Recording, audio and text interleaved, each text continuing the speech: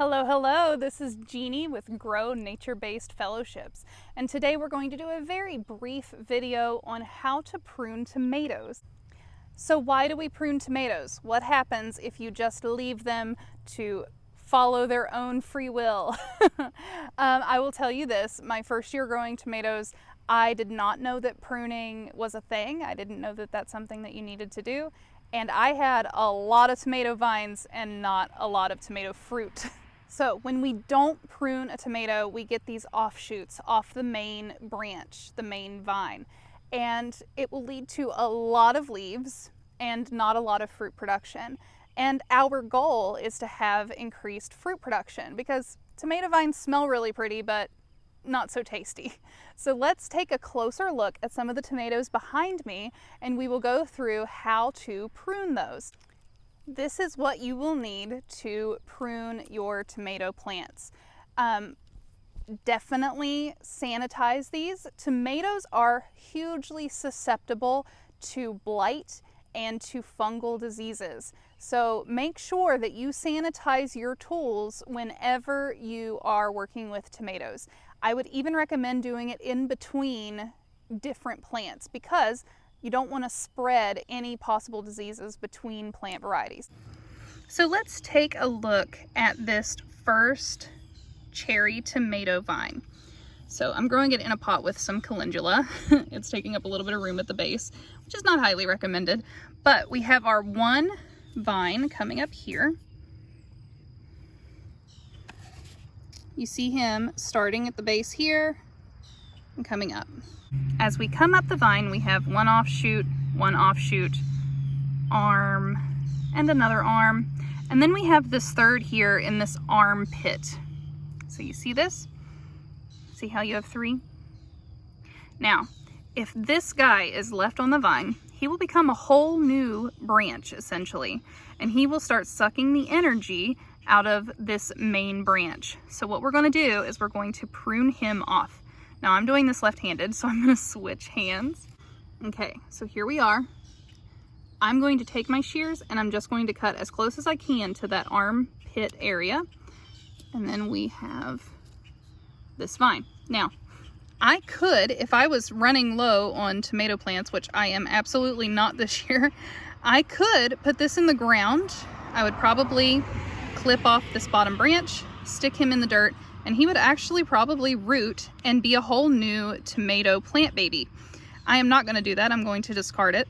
He's looking really healthy, so I could probably put him in my compost bin and that wouldn't be a problem. Over here, we have a Brandywine plant, and he has a really hefty sucker vine here. So I'm going to go ahead and clip him. It looks like he's actually splitting. So this is what happens, and all of that energy gets basically split. So I'm going to cut him off here. And they say you want to cut it off at an angle. I'm going to try to zoom in. Yeah, they say you want to cut it off at an angle. I think less surface area is better because it's less surface area where a disease or a pathogen could get in. All right, so right here we have a really good example. This was a damaged flower. Not really sure what happened here, but we want to acknowledge the 3 Ds when we are pruning. Your dead, diseased, and damaged plants. You definitely want to prune those back. All right, so what I'm going to do with him is I'm going to cut this back all the way down to the base because it doesn't have any leaves coming off of its base here. I'm going to cut that at a little bit of an angle, and then below it we have another sucker. So you can tell I left this to be able to film this for you guys. We're going to cut him off. Okay, and then we have a little baby sucker up here we're going to trim. Okay, and now he's going to look pretty good. But anytime you're pruning, keep an eye out for those damaged, diseased, and dying leaves, especially with tomatoes because they are susceptible to so much.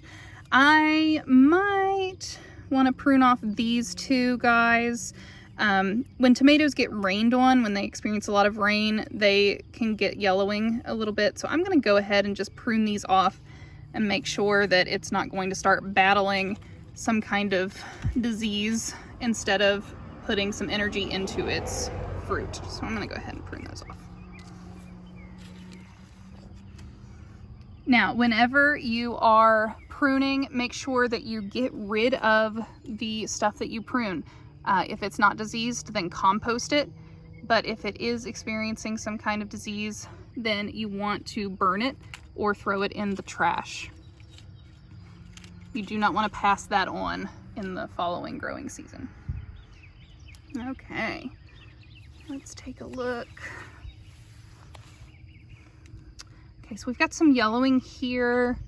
I'm probably going to clip this bottom branch. The bottom branches aren't going to produce much anyway, so it's okay to go ahead and just clip those off.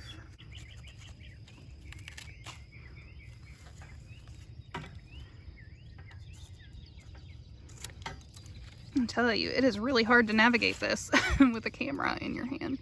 Okay, we've got another sucker here. Clip him off. All right, once you have finished with your pruning, you will once again want to sanitize your pruning shears. I recommend just taking a little alcohol swab or a Lysol wipe with you as you prune, so you can just wipe it off and continue going. Hope you enjoyed this tutorial. Happy growing!